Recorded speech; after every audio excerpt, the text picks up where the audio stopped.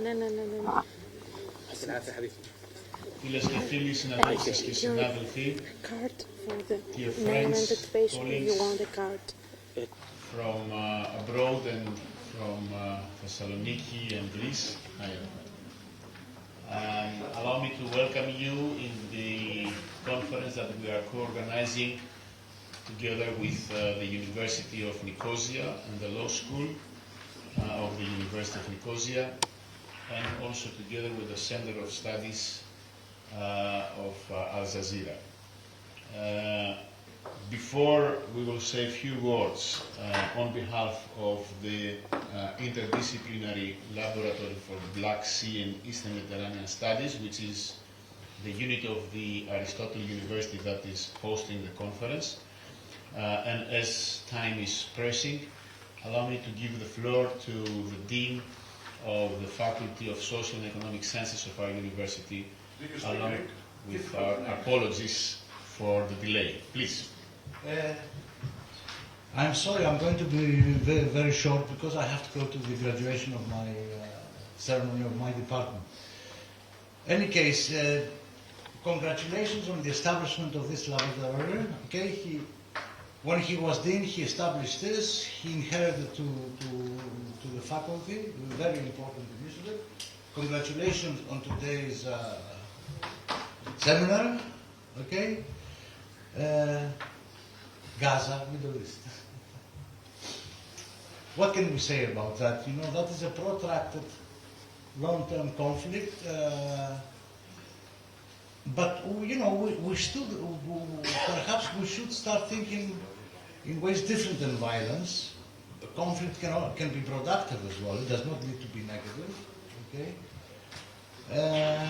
But we live in a very different world today, and it will become different day by day, because we have many rising regional and very important powers, in addition to the USA, that complicate things. You know, they associate themselves with all these local conflicts. The world is very, very complex, but also more plural, as it seems at the moment. It is a difficult challenge. But, you know, when you are 60, like I am, and you've been hearing about this conflict for 60 years, it's disappointing.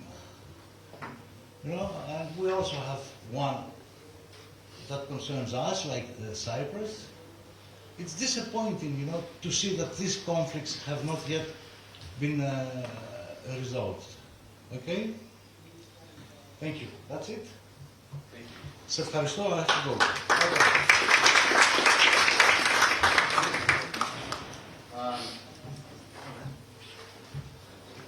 As we have heard from the Dean of the Faculty, the establishment of the Laboratory for Black Sea and Mediterranean Studies in our university was a very important initiative, and it proves to be also an important instrument for our efforts to combine social sciences with dealing with actual, real problems that are affecting our lives, and even more lives of other nations in the wider area of the Middle East, of the Black Sea and the Eastern Mediterranean. In that sense, taking the initiative together with our colleagues from the other institutions for the specific conference, we anticipate and we understand that this is an obligation that we have to realize, an obligation in the frame of our academic identity as such. Therefore, also on behalf of ILABSEM, of our laboratory, allow me to greet and to salute and to say my wishes for the success of the specific conference, and to express also my willingness and my wish that this will be a start of a fruitful collaboration with our colleagues from Al Jazeera and with other institutions from all over the Eastern Mediterranean and the Black Sea area. That's all from my side. Allow me also now to call Dr. Arafat Mahdi Shukri, a senior researcher from the Center of Studies of Al Jazeera, for his words.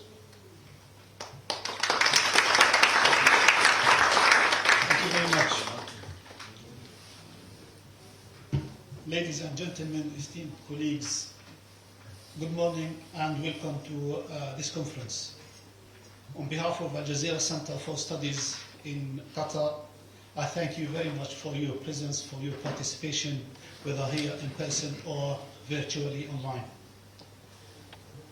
We gather at a moment of profound gravity. The war in Gaza now entering its 14th month. It has inflicted a staggering toll of human suffering. Now we are talking about 44,000 Palestinians have been killed, more than 15,000 people who are still under rubble, 150,000 people injured, and in terms of the infrastructure and the damage to the properties in Gaza, 75% to 80% of the properties there have been destroyed completely or partially. And more than 1.5 million people have been displaced inside Gaza. And I'm sure you follow the news that come out of Gaza, and you can imagine the suffering of the women, children, and the elderly, and the patients in the hospitals who cannot have any kind of treatment. Even the doctors, the nurses, the medical facilities have not been saved by the Israeli war. Beyond the immediate suffering, the conflict has shaken the foundations of the international norms. It underscores the fragility of the global system, which meant to uphold peace, security, and human dignity.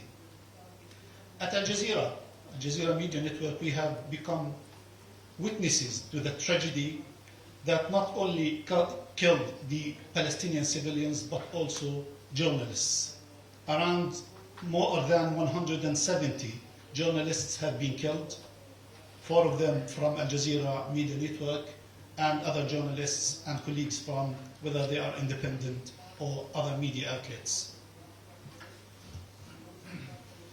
This conference, I believe, is very important. It sheds a light on what's going on in the region, whether it's in Gaza or in Lebanon. The good news has come out that there will be a truce in Lebanon. We hope that it will be upheld and it will lead to permanent peace. But the important thing about the Palestinian issue, and in Gaza in particular, that the damage is significant, and unfortunately the hope for the people there is very slim, given the fact that the Israeli government is a right-wing government, and their prospect for peace is expelling the Palestinians from Gaza and establish new settlements there. We hope this conference will address not only the facts on the ground, but also try to find a more sustainable solution and more solution towards peace, stability, and accountability as well. I wish this conference a success, and I'd like to thank the organizers, Grigoris and his colleagues, for organizing this conference, and I wish you all the success. Thank you very much.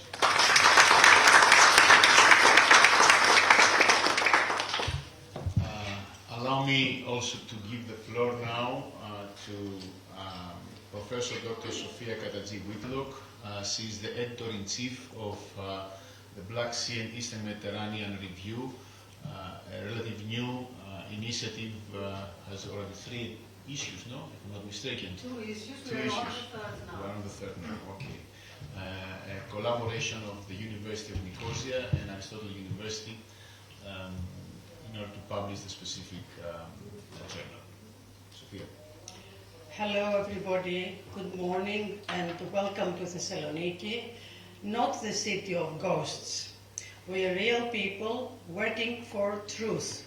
This is the objective and this is the remit of scientists. Academic scientists are there to seek the truth and to establish substantiated truth. And this is our aspiration and our goal. We are committed to that. I should mention a few things about how it all started.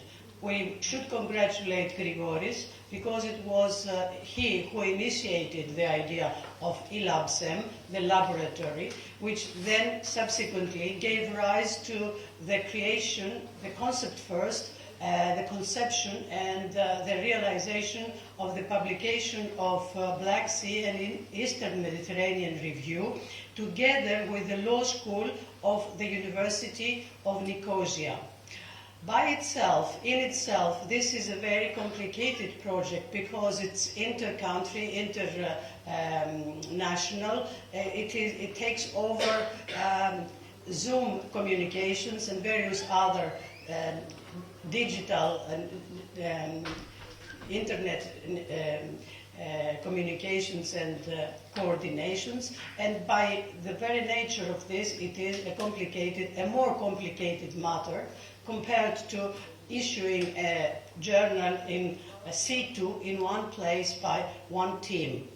So there are quite a few challenges in setting it up and in starting it, and we have luckily, thank goodness, we have published 2 journals. The journals are the article. Pardon me, I am confused. The issues of the journal are freely accessible on the internet, and the link to that is available. So you may look at the articles and find out for yourself whether the contents are interesting, informative, substantiating, in the line of the objectives of the team that started it. We are very satisfied for the response that we got, the very, very large and varied response to this conference call. We're very glad because not only do we have very good academics from all around the world, from 30 different countries, and pardon me, mistake again, from 15 different countries and 30 different speakers. So however much one would be suspicious, because we live in the era of suspicion, however much somebody, if anybody, would be suspicious, you cannot possibly control knowledge between 30 speakers and 15 nations. So I think it is a serendipity. It is a very good conjuncture that people from so many different universities will delve into and try to develop their research and examination of these crucial events in our neighborhood.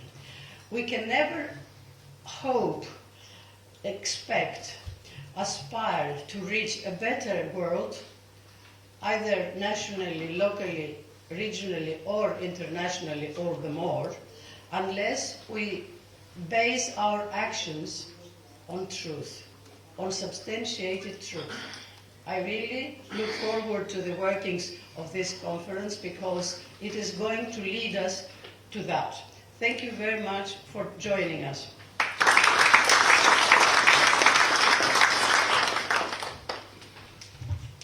Allow me now also to announce Associate Professor Dr. Mikhail Kondos. Michael is the main contributor in the collaboration with help from the law school in the University of Nicosia, and I kindly ask him, although he's from a distance participating from Cyprus, to contribute in the conference and say his wishes and greetings from Nicosia. Michael, the floor is yours. Thank you very much, Grigori. I hope you can hear me. Yes. Dear colleagues, dear friends, I'm so sorry I could not be with you today. Not less because I would like to meet you in person once more and because I love your beautiful city. But I have one more international conference that I participate here in Nicosia tomorrow. So it wasn't possible for me to be there. But the hybrid nature of the conference allows me to address you. I would like to first to thank all the participants who applied, who trusted us with their work, and I'm looking forward to listening to all these very interesting topics that have been included in our 2 days conference program. As both Professor Zaldiadis and Professor Whitlock said, this is an initiative that became possible because of the existence of the Black Sea and Eastern Mediterranean Review, in which we have invested a lot of time and a lot of passion for good work and academic work of high caliber, despite the challenges that were described by Sophia. So I would really like to thank both Grigoris and Sophia for the smooth cooperation that we have been having all this time with the issuing of 2 issues so far, and looking forward to the rest of them. Let me also say that the idea for this conference was initially brought up by Dr. Themis Diaz, whom I would also like to thank for the very smooth cooperation that we had for the preparation of this 2 days event, and of course special thanks to our colleagues in the Al Jazeera Center for Studies.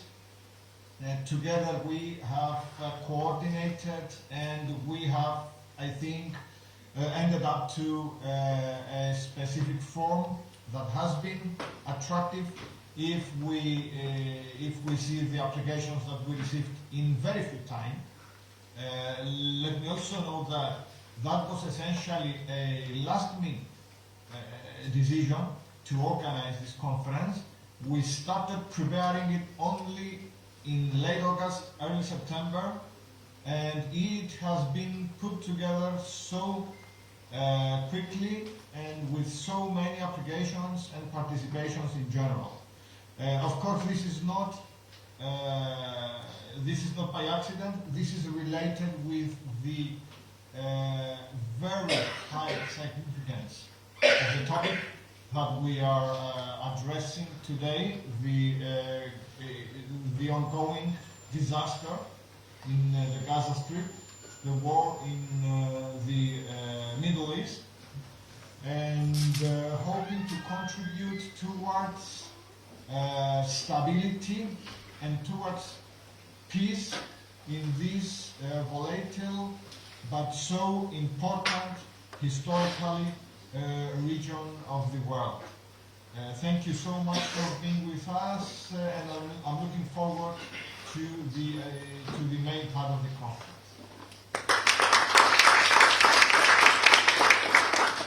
Being in the facilities of the Faculty of Social and Economic Sciences, allow me also to greet my colleagues who are here present, representing the schools of the faculty, starting with Professor Sidiropoulos, the chairman of the School of Economics.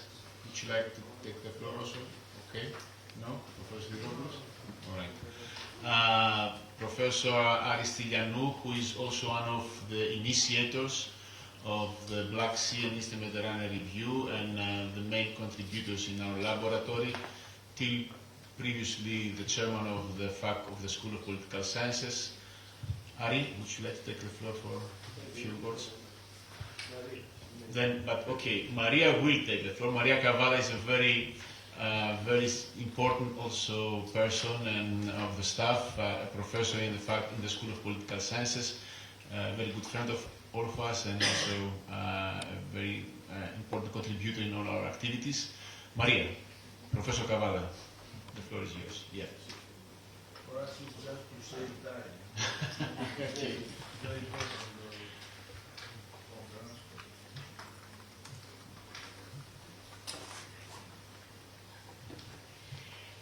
Well, good, ladies and gentlemen, I would like, on the part of the School of Political Sciences, to welcome you to this very important conference.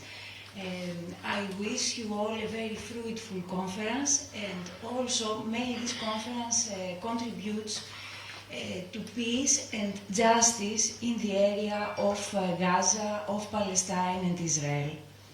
Thank you very much for being here.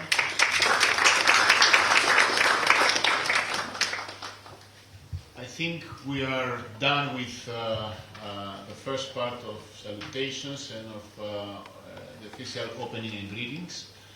And now we may start with the first session, with the keynote speech of our conference. And we are very happy and honored to have with us, even though it is in a distance way connected and are contributing, Dr. Mustafa Barghouti, the General Secretary of the Palestinian National Initiative. Dear Mustafa, we strongly hope that we will have you with us in one of the next initiatives here, physically present. Please, the floor is yours. Thank you for your participation. Thank you so much, and I'm honored to be with you, with all this big group of very well-known academics, and I want to thank Al Jazeera Center for Studies, as well as the Black Sea and Eastern Mediterranean Review, for inviting me to speak to you and giving me this opportunity. Again, I'm also sorry I could not be in person with you because of conflict of events. Recording in progress. But I'm pleased we can talk even from distance.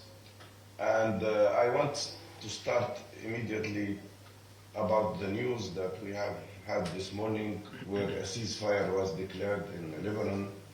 And it's a temporary ceasefire, by the way. It's not a final ceasefire. But it shows you how things happen, because the whole war in with Lebanon was a side effect of the main problem, which is the Israeli attack on Gaza and the Israeli occupation of Palestinian land. And I do believe that it is important for everybody to note that what we have in Palestine now are 3 war crimes happening in parallel. The ICC itself has confirmed the act of war crimes and crimes against humanity. We are talking about a combination of genocide, ethnic cleansing, and collective punishment, including starvation. And this is happening in the in the 21st century, and in front of the whole world. Nobody can say that they didn't see. Nobody can say that they didn't know. It's there in front of everybody. And as my colleagues have mentioned, we are talking about a horrible number of victims in Gaza. No less than 44,176 people killed, among them 18,000 children, 12,000 women, 45,000 in total killed, and about 11,000 others killed but are still remaining under the rubble. We're talking about 104,000 people injured. 25% of them, as a medical doctor, I can tell you, will die because there is absence of medical treatment. What happened in Gaza is absolutely horrible. 86,000 tons of explosives were thrown on the people. If you counted, it's 36 kilograms of explosives for each man, woman, and child in Gaza. This amount of explosives is bigger than 5 nuclear bombs, similar to those that were used against Hiroshima and Nagasaki during the Second World War. The total number of people killed and injured is more than 7.5% of the population of Gaza. During the Second World War, France, in the course of more than 5 years, lost only 4% of the population. 7.5% of the population of Gaza, if applied proportionally to the population of the United States, you would be talking about 23 million Americans killed or injured in less than a year. The destruction is beyond description. We're talking about destruction of all universities, 80% of all schools, 34 hospitals out of 36, 80% of all homes and shelters. And 90% of the population of Gaza were displaced, and many of them many times. I know families and colleagues, my colleagues who are trying to help in Gaza, who have been displaced from their homes 10 times already.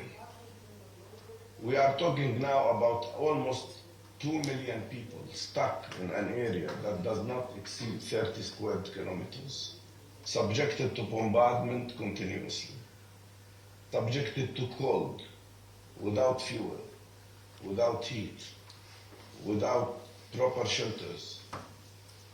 And about 10,000 of these tents were affected by the floods of the sea and the rainwater in the last week. 2 million people at this very moment in Gaza practically suffer from starvation.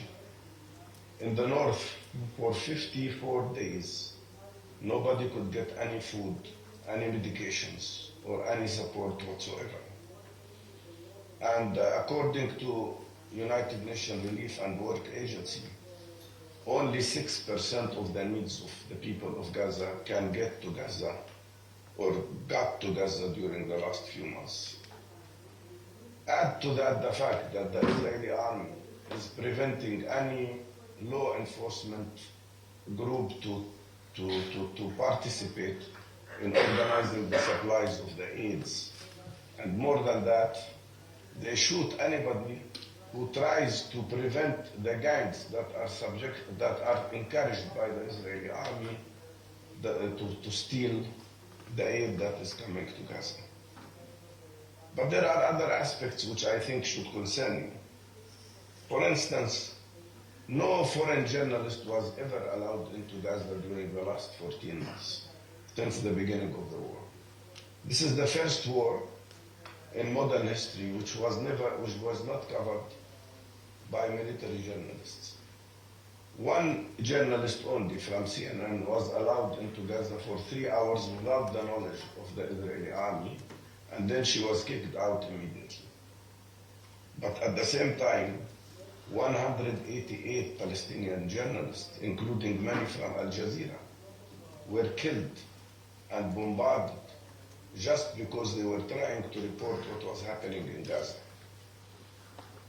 Out of my colleagues, the doctors, the nurses, the health professionals, 1,040 of them were already killed by the Israeli bombardment. 3,000 of the medical personnel were injured, and no less than 256 were arrested, and many were subjected to torture. We lost 2 of the most famous and most effective medical doctors in Gaza, the head of obstetrics and gynecology and the head of orthopedic department, under torture in Israeli prisons. But more than that, there are 11,800 Palestinians, new prisoners who were arrested by the Israeli army in the West Bank, and no less than 6,000 at least in Gaza who were kidnapped. And we don't know what happened to them. We know that many of them were field executed. We have witnesses who reported that. We know that many of them were killed inside the prisons. And ironically, the other day when Netanyahu was complaining about the interrogation of one of his employees for violating the law, he said in his speech that his employee was tortured in the same way that Palestinians are, as if torturing Palestinians is something acceptable. But the human suffering is not just about all of that. It's about the daily life of innocent, ordinary human beings. Think about the 60,000 pregnant women who are constantly worried about the lack of space, safe space where they can give birth. Think about all these women who lack vitamins, who could have serious complications, and who could have disability of their newly born children because of the absence of simple elements like some vitamins. In my opinion, Israel is conducting not only war crimes in Gaza, it is actually conducting an implicit biological warfare and an implicit chemical warfare. You have to think of the effect of 86,000 tons of explosives, most of which, by the way, is coming from the United States of America, but some from Britain and some from Germany. The effect of these weapons and the chemical output that will come out in an area that is absolutely small and that lacks clean water, where 94% of the water is either polluted or salinated. The absence of clean water, the absence of proper food, has led to severe diseases in Gaza. According to my colleagues, 1.7 million people are usually sick with one or other diseases. And on average, every person in Gaza today gets sick 3 times a month. All of this is happening because the world is allowing Israel to do what it's doing. And the world ignores the fact that the 7th of October was not the beginning and was not the cause. The 7th of October was a result of 76 years of Israeli ethnic cleansing of the Palestinian population. When Israel forced 70% of the Palestinian people, including, by the way, 70% of the population of Gaza, to evict their homes, and then destroyed 520 towns, villages, and communities. 7th of October was a result of 57 years of military Israeli occupation of West Bank, Gaza, and Jerusalem. And it was a result of 17 years of terrible siege on Gaza that is unprecedented. And it was a result of Netanyahu's declared efforts to use normalization with Arab countries to completely liquidate the Palestinian cause and the Palestinian rights. Netanyahu and his government left no space for lack of clarity. 2 weeks before the 7th of October 23, he stood in the United Nations General Assembly, challenging the whole world, raising a map of Israel that included the total annexation of West Bank, Gaza Strip, and the Golan Heights. Smotrich even went further. Smotrich is the finance minister of Israel. He went further by holding a map that included also Jordan as part of Israel. As a matter of fact, it's important for you to know that the maps that many Israeli soldiers put on their shoulders in Gaza are the map of Greater Israel. That includes big parts of Egypt, big parts of Iraq, all of Jordan, of course all of Palestine, parts of Saudi Arabia, parts of Lebanon and Syria. That's the level of extremism we are facing here by Israel. And we don't have to go far to understand the cause of what's happening.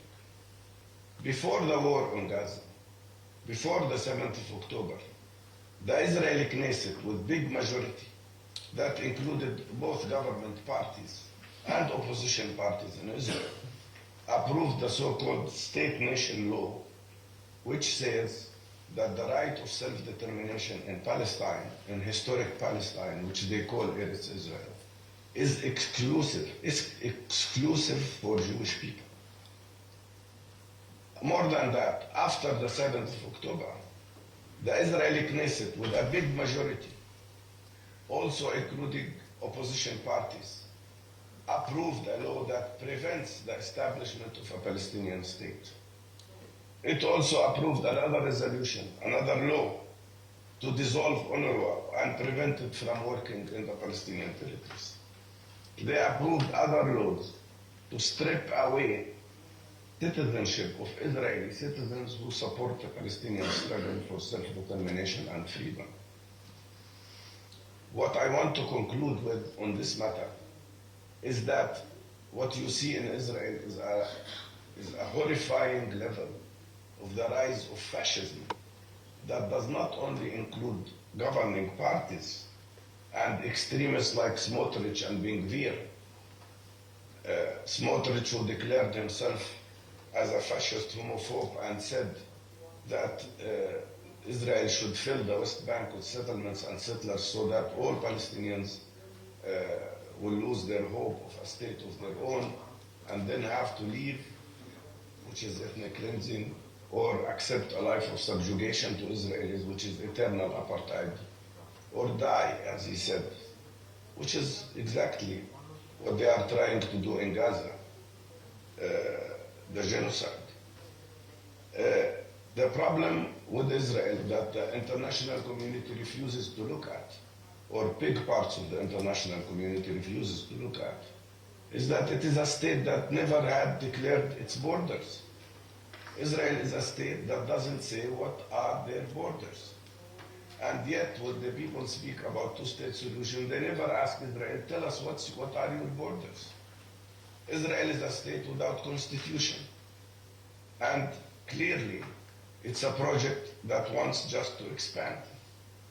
The situation today is getting even more dangerous because of the potential support that Israel could get in an unprecedented manner from the team that is accompanying President Trump. We heard about the appointment of people like Mike Huckabee, who would become the American ambassador to Israel, and who declared that Palestinians don't exist. There is no such a thing as Palestinian people. He said openly, Palestinians are an invented entity to take away the land from Israel. He also said that there is nothing called West Bank. It's Judea and Samaria. And there is nothing called occupation. And settlers are simply Israeli citizens living in their communities. A man who is on top of American diplomacy is declaring the absence of international law and the absence of all UN resolutions, which are no less than 1,000 resolutions supporting Palestinian rights. Mark Rubio, the expected to be Minister of Foreign Affairs or State Secretary, also declared that Palestinians are responsible for the death of almost 50,000 Palestinians in Gaza. Not Israel, but Palestinians. And so on and so forth. The Minister of Defense that is proposed to become the State Secretary, the Defense Secretary in the United States, has been calling openly to build Israeli religious places on top of Al-Aqsa Mosque. The situation is very grave, but that leads me to 3 or 4 major challenges that face the international community because of what's happening in Gaza. And I mean by that, the impact that the war in Gaza could have on the whole world and on the values of the whole world. The first, and here we have to mention, that without the military support and the political support and the financial support, Israeli government would not have been able to conduct this war for more than a week. Today, Netanyahu declared that one of the reasons why he is accepting ceasefire, temporary ceasefire in Lebanon, is because he needs more military supplies to continue his war. So the question here, why countries like the United States, Britain, Germany, and many others continue to provide Israel with weapons and refuse to establish a military embargo, even when Israel was confirmed by the International Criminal Court of committing war crimes? and crimes against humanity. And that raises the first big question to the whole international community. And as academics, I think it is a very important issue to investigate. Why this double standard? Why, in the case of Russia, in the course of 2 months, no less than 1,000 sanctions, 11,000 sanctions were imposed on Russia, talking about occupation, while in the case of Israel, no single sanction was imposed for 57 years of occupation. Why, instead of punishing Israel, Palestinians are subjected, the occupied people are subjected one time after the other to sanctions? And by which law, by which international law we live? When the resolution of the International Criminal Court, respected at least by 120 countries in the world, when that resolution is confronted by declarations from the United States Congress that they will subject the judges and the prosecutor general to sanctions, to punishment, by which law, which we can accept that the international law, when applied, will be punished?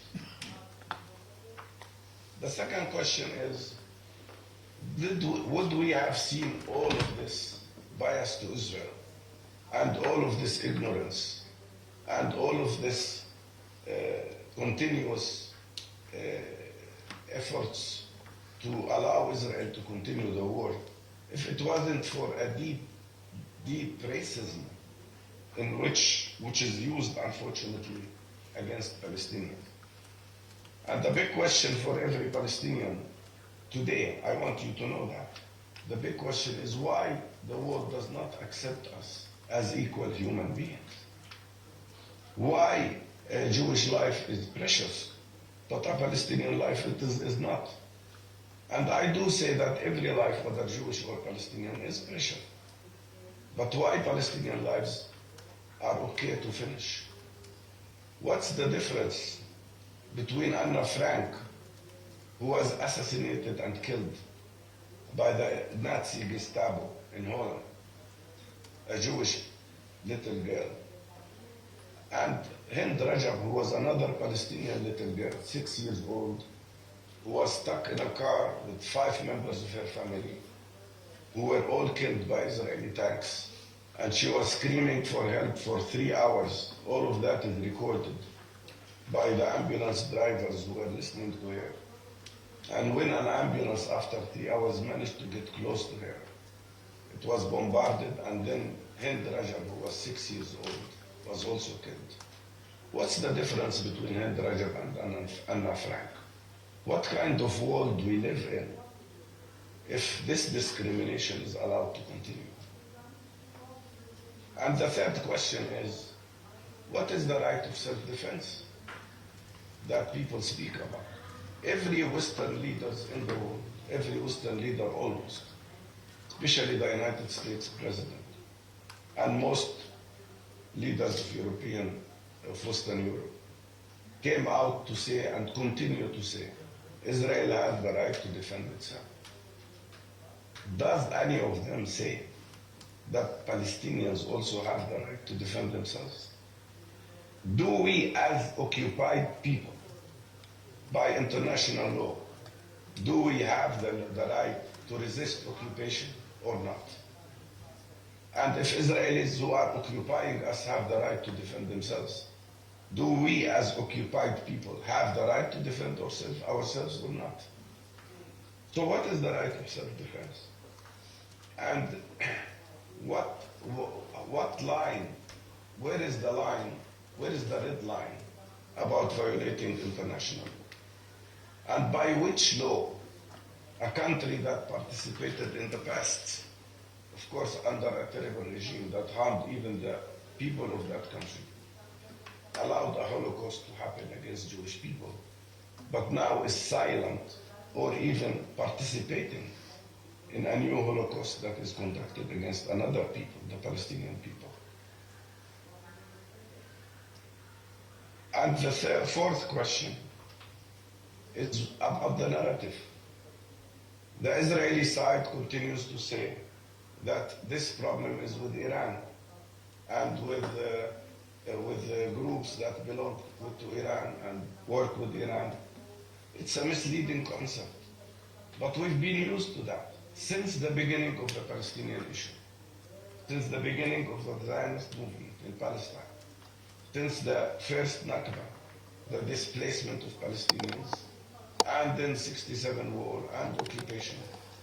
Unite Israel has always tried to present a narrative as if the Palestinian issue does not exist, and it's a side effect of first a problem with the Soviet Union, then it was a problem with Egypt, then it was a problem with Syria, then it was a problem with Iraq. Now it's a problem with Iran. Maybe tomorrow, if they have no problem with Iran, they will start speaking about Azerbaijan. I don't know. But the reality is, the core issue in the Middle East is the Palestinian issue. And nobody should ignore that, or nobody should avoid that. And without resolving the Palestinian rights, without allowing Palestinians to have freedom and self-determination, there can be no peace in the region, and there can be no stability in the region. And finally, I want to say, when we see the fact that 120 countries say they respect the resolution of the International Criminal Court, including arresting Netanyahu and Gallant, his previous military minister, that shows a very important sign that there is something called international law that can be respected.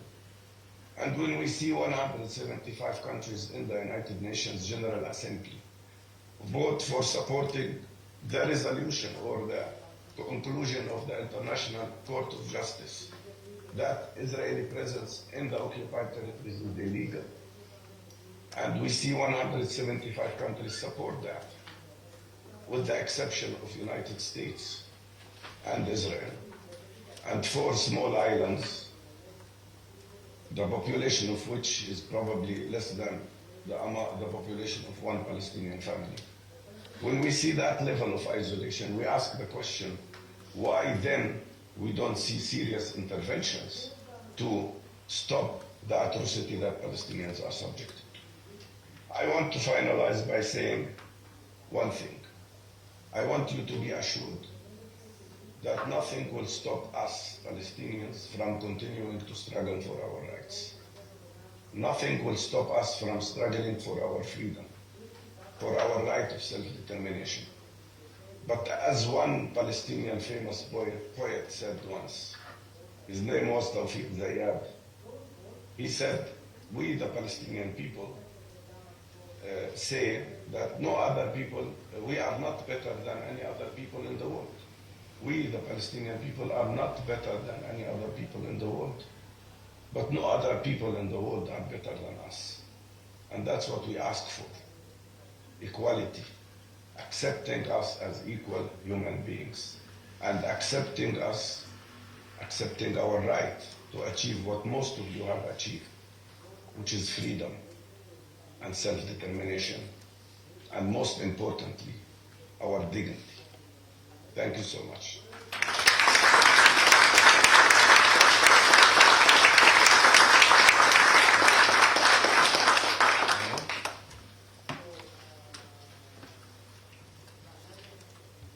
Dr. Barghouti, thank you very much for your very valuable contribution and presence. I have to repeat our wish and willingness that we will have you physically present in one of the next initiatives that we will take in this direction. And also thank you for, despite your inspiring words, you contribute also to the proceedings of the conference with the 4 important academically, scientifically, and politically determined questions that you raised. Thank you very much for your presence and contribution. And I think that we can now move on to the break that we have foreseen for the next hour, a coffee break outside the facilities here, the room, and we will continue with the first session of our conference afterwards. Thank you very much.